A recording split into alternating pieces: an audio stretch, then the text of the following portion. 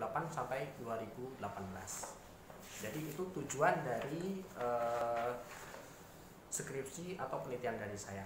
Kemudian untuk manfaatnya secara teoritis, yaitu agar penelitian saya itu dapat bermanfaat dan membuka wawasan bagaimana ketika seorang investor akan menginvestasikan modalnya terhadap perusahaan tersebut. Ya, seperti itu. Kemudian untuk para investor sendiri, bagaimana para investor itu bisa secara bijak mengambil keputusan ketika ingin berinvestasi pada suatu perusahaan. Objek penelitian saya sendiri yaitu perusahaan properti yang go public dan terdaftar di Bursa Efek Indonesia periode 2008 sampai 2018. Kemudian untuk populasi penelitian ini sudah saya cantumkan di sini, Bu. Jadi populasi penelitiannya sudah saya cantumkan.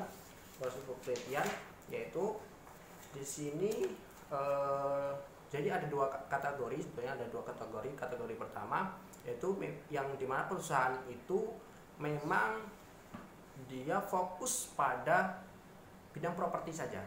Jadi dia fokus di real estate, properti dan real estate. Kemudian untuk yang perusahaan-perusahaan utama yang di properti dan real estate itu ada 47 perusahaan. Kemudian untuk yang perusahaan kedua adalah perusahaan yang dimana dia itu mempunyai usaha yang lainnya.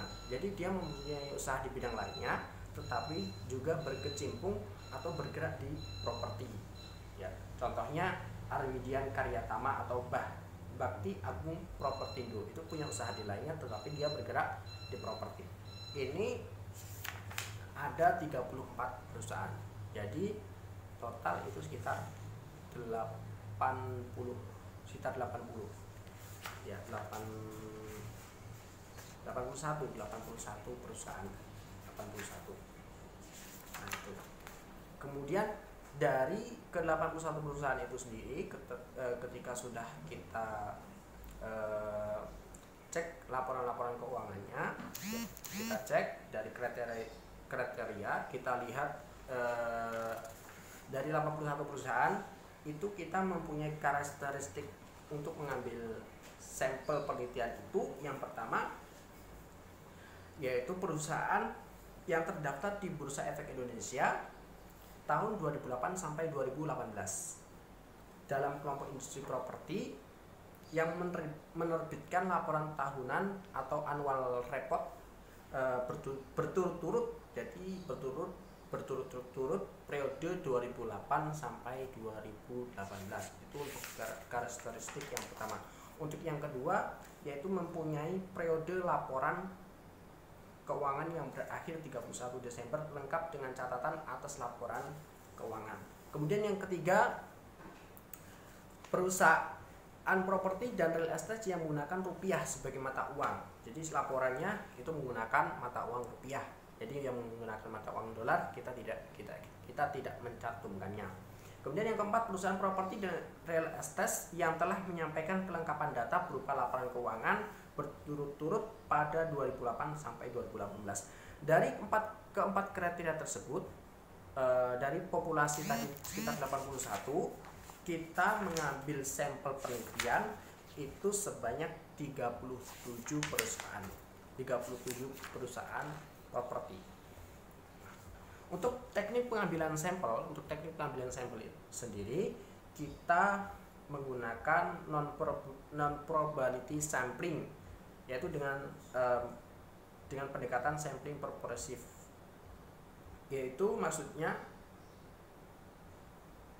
penentuan sampel dengan maksudnya setiap subjek yang diambil dari populasi dipilih sengaja di dasar atas tujuan dan pertimbangan tertentu. Jadi sesuai dengan karakteristik. Jadi kita mengambil sampel itu sesuai dengan karakteristik yang telah kita tentukan tadi, yaitu yang 4 karakteristik tadi. Kemudian untuk jenis data, jenis sumber data, jenis data sendiri kita kuantitatif. Kemudian untuk sumber datanya yaitu perusahaan properti yang terdaftar di Bursa Efek Indonesia yang dikeluarkan oleh Bursa Efek Indonesia pada periode 2008 sampai 2018.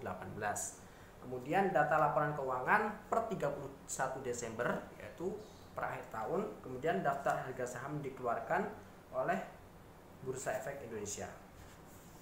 Metode pengumpulan sendiri, metode pengumpulan data dalam penelitian ini kita menggunakan observasi langsung atau teknik langsung, kita mengambil di website dari Bursa Efek Indonesia. Yang pertama yaitu dengan riset lapangan, kemudian yang kedua dengan riset kepustakaan. Itu untuk yang pertama. Kemudian bab kedua yaitu tentang tinjauan pustaka sendiri. Jadi tinjauan pustaka yaitu